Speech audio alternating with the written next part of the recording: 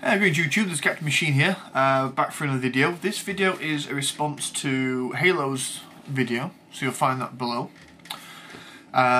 Which is basically he was talking about where he wanted to go with his channel, how he lacked motivation, things like that.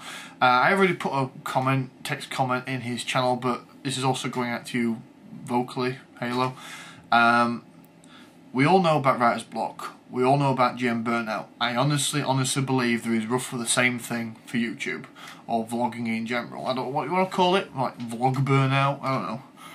But if you feel that you're obligated to do it, then it might be a good idea if you just sit back, have a week or two off, and then come back to it with a fresh head of steam on yourself.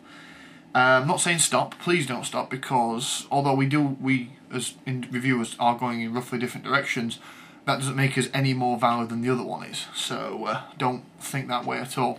Plus, of course, plus the fact that I've also put out already a community shout out, and I thought, well, why not take the first step and reply to somebody else's video. This one is also going to be a vlog. I'm going to have to stop numbering my updates because, you know, when I get to update 99, it's going to take the piss really. I'm just going to call them updates and that's it. I've had a great day today. It's my day off work, and a lot of my orders have turned up at the same time. I've got my yay! I got my Devastator toy, which is all the Constructicons, and they all form Devastator. Unfortunately, it is a Chinese knockoff, because I cannot afford the 200 plus quid to actually buy the original Devastator. But this one is good enough to do my purposes.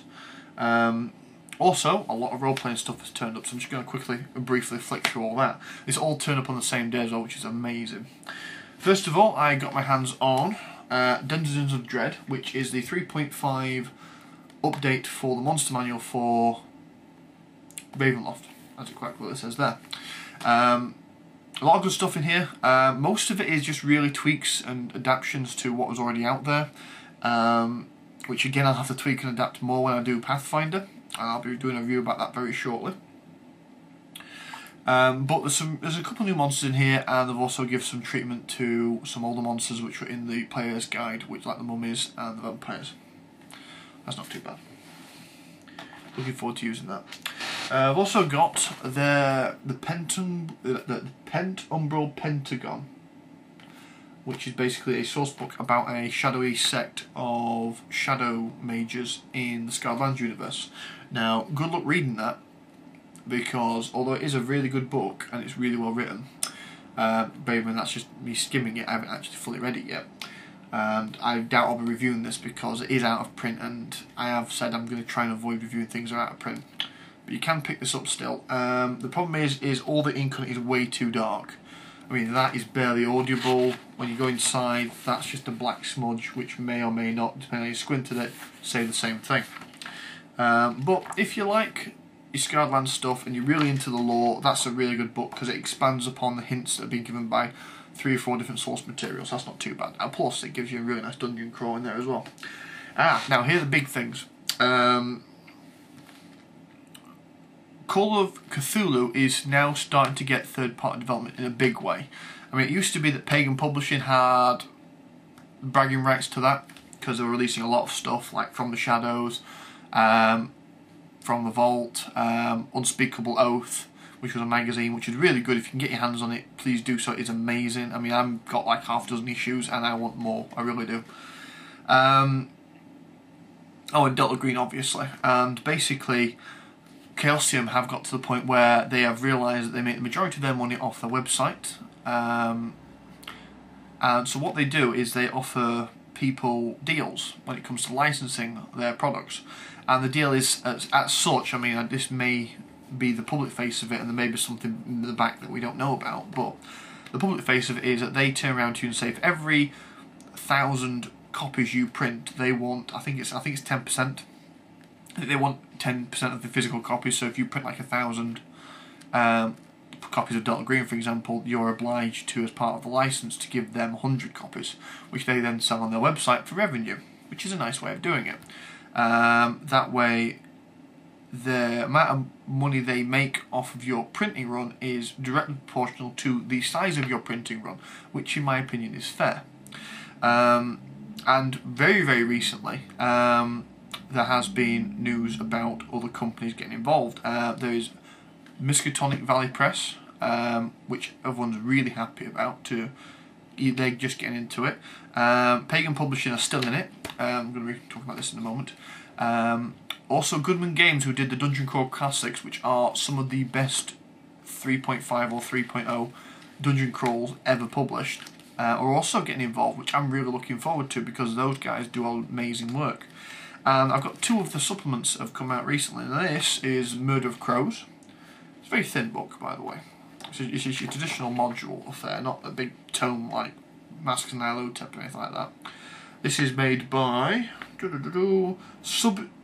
Super Genius Games, licensed by Chaosium, and it looks like a really good read.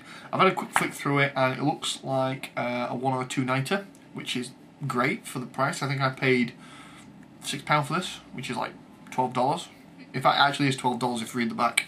And it appears to be a mythos twist on the classic Hitchcock movie The Birds, which is quite a good idea. The second is actually released by Pagan Publishing, and it's Final Flight. And then this one sneaked up on us, really did, and part of the Call of Cthulhu community.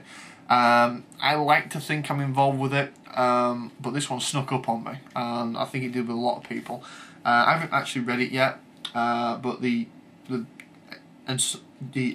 plot basically is you're in that plane there, and it crashes in that jungle there, and you have to deal with it. People made comparisons to Lost. I don't know. I don't think they're going for that way. Like I say, I haven't read it yet. And basically, I'd like to see where this goes. Now, I've always said I'm a big Call of Cthulhu fanboy. I've even gone to the point where I've actually placed my advanced order for Delta Green Target's Opportunity, because that looks like it's coming out either end of this year or beginning of next year. So I'm really looking forward to reading that. My problem is at the moment is I don't have a group to play it with, which is a shame really. Now, Monday nights, the guys don't really like that sort of thing, so we stick to things like Warhammer and Middle-earth and a bit of Star Wars, so the occult side of things doesn't really appeal to them, which is fair enough. That's entirely up to them. I'm not going to think anything of them whatsoever in negative terms because they don't want to do that. Now, that's fine. Tuesday nights we're in the middle of a Ravenloft game, or at least it's restarting again because we've just finished, or just finishing a Forgotten Realms campaign. We're going back to Ravenloft and everyone's having a lot of fun with that.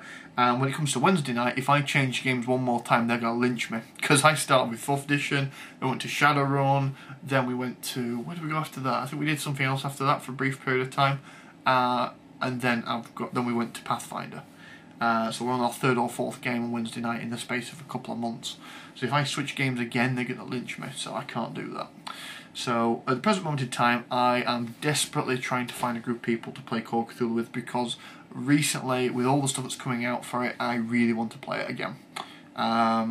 Even if it's just playing it on Skype, you know, I want to play it again, so that's going to be a lot of fun. I'm going to basically be putting the feelers out around the local area, see if anyone wants to play. Also, I'm going to Furnace, so I'm definitely going to play one there. Some of the guys who were part of the Cult of Keepers, which were basically the free organisation set up by Mike Mason to basically run demo games at conventions. Some of the guys are going to be there, obviously not under the Cult of Keeper banners because that has been disbanded, which is a giant shame. So yeah, that's something to really look forward to. I've got at least, because basically when it comes to Furnace, it's such a small convention, it would be entirely unfair to have people pre-book their seats, especially considering the fact that they still don't have a 100% confirmed timetable. So what you get to do is if you agree to run a game, so I've agreed to run 2 games, one being Tomb Horrors, one being my Stalker game using the Savage Worlds system. For each game you run, you get to pre-book a table, so those few who do actually run games can actually definitely get the games they want. And I've signed up for a Call of Cthulhu game, and I've also signed up for Hunter the Vigil.